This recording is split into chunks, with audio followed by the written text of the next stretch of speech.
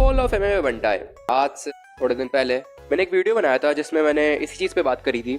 Now उस video में बड़ा ही कॉन्ट्रास्टिंग रिस्पॉन्स था। कुछ लोग अप्रिशिएट कर रहे थे, वीडियो को लाइक कर रहे थे, कुछ लोग गाली दे रहे थे, but apart from that response तो था उस वीडियो पे। मैंने उस वीडियो के एंड में एक चीज बोली थी कि अगर इस वीडियो पे अच्छा रिस्पॉन्स आता है तो I will make a video जिसमें हम लोग बात करेंगे कि how can Emiway Bantai make a comeback. तो आई एम हियर भाई। मैंने प्रॉमिस करा था, मैंने बोला था कि मैं वीडियो बनाऊंगा, तो we are here making a video about him making a comeback. तो let's just start the video. And start करने से पहले मैं बस इतना ही बोलूंगा कि सब्सक्राइब दिस चैनल भाई।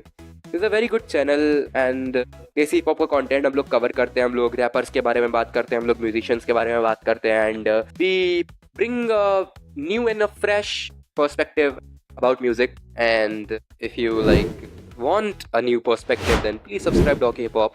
Now let's just start the video. But start करने से पहले मैं आपको एक चीज बोल दूं कि इस वीडियो का जो तीसरा और चौथा पॉइंट है वो जरूर से देख के जाना, क्योंकि वो सबसे ज्यादा इंपॉर्टेंट है, तो उसको स्किप मत करना। Let's just start the video. Comeback of Emiway Bantai है। Point number 1. If he wants to make a comeback, he has to reconnect with his roots. Now, reconnect with his roots का मतलब है कि उनको जो उनका अंडरग्राउंड हिप हॉप म्यूजिक का style था उस पे वापस जाना पड़ेगा, उनको रिटर्न करना पड़ेगा उस स्टाइल पे। जैसा वो स्लैंगी, जैसा वो फ्लो बेस्ड म्यूजिक बनाते थे, वैसा उनको दोबारा से बनाना पड़ेगा, which he is doing. He is returning to his underground style. जैसे कि उन्होंने बादशाह गाना डाला, उसमें भी हम लोगों ने वही चीज देखी है। जिंदगी मस्त है में भी हम लोगों ने ये चीज देखी थी। तो he is returning to his underground style. Point number 2, which is revamp his content strategy. उनको अपनी content strategy को पूरा चेंज करना पड़ेगा एंड उनको फोकस करना पड़ेगा स्टोरी टेलिंग पे, उनको फोकस करना पड़ेगा नई थीम्स और टॉपिक्स पे, और उनको अपनी लिरिक्स और सॉन्ग राइटिंग को इम्प्रूव करना पड़ेगा।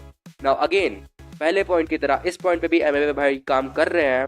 वो अपनी स्टोरी टेलिंग और अपनी लिरिक्स को इम्प्रूव कर रहे हैं और कर चुके हैं बहुत हद तक। प्लस वो नए नए टॉपिक्स और थीम्स को भी एक्सप्लोर कर रहे हैं, जैसा उन्होंने एनएनईपी डाली थी या होल हार्टेडली डाली थी।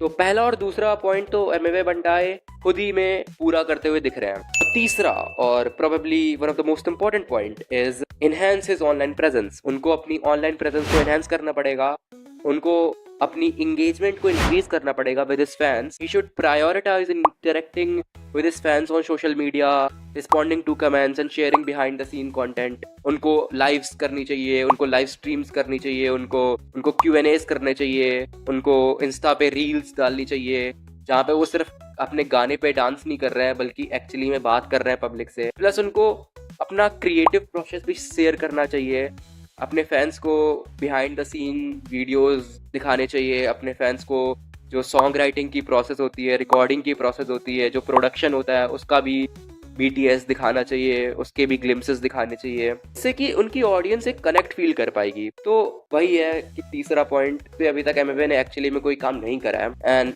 Literally it is the most important point कि उनको ये सारी चीजें करनी पड़ेगी, उनको अपनी प्रेजेंस को एनहांस करना पड़ेगा। नाउ विद दैट हम लोग अपने चौथे पॉइंट पे आते हैं, जो कि है collaborate and experiment. He has to collaborate with established artist, जो कि वो नहीं करते हैं।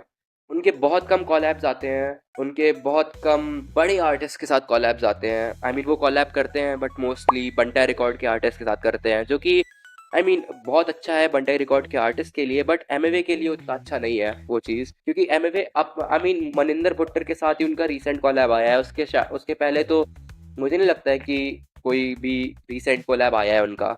आई मीन हनी सिंह के साथ आया था, वो स्टार्ट में आया था 2024 के स्टार्ट में। तो अगर आप साल में सिर्फ 2 कॉलैब डाल रहे हो, 2 फीचर्स डाल रहे हो, तो बड़ा अजीब हो जाता है। मतलब आप उस लेवल पे हो तो आपको ज़्यादा कॉलैब करना चाहिए बड़े आर्टिस्ट के साथ, क्योंकि उससे बहुत सारे फायदे हैं। आपको नई ऑडियंस मिलेगी, आपकी डिस्कोग्राफी में भी फायदा होगा, प्लस आपका जो साउंड है वो भी इम्प्रूव होगा, समझ रहे हो। और कोलैबोरेशन के बाद एक्सपेरिमेंट भी एमएमए को करने चाहिए, जो कि वो कर रहे हैं। By the way he is doing a lot of experiments, तो उसमें तो उनको मैं प्रॉप्स दूंगा।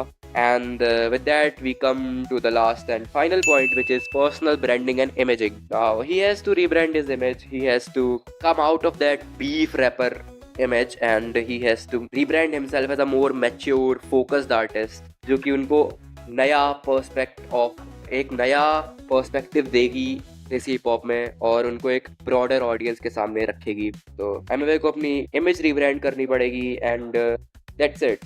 ही has to reconnect with his roots, revamp his content strategy, enhance his online presence, collaborate and experiment, and rebrand his image. These are the 5 major points जिनमें से काफ़ी सारी चीज़ें एमवे आज के टाइम पे कर रहे हैं, like experimentation and reconnecting with his roots. He is reconnecting with his roots. He is revamping his content strategy. लेकिन जो most important points हैं like enhancing his online presence और collaborating, वहाँ पे एमवे ध्यान नहीं दे रहे हैं. तो अगर वहाँ पे एमवे ध्यान देंगे तो और जल्दी वो वापस आ पाएंगे सीन में, और जल्दी वो अपने नंबर्स को दोबारा उस ग्लोरियस लेवल पे पहुंचा पाएंगे जो वो पहले हुआ करता था.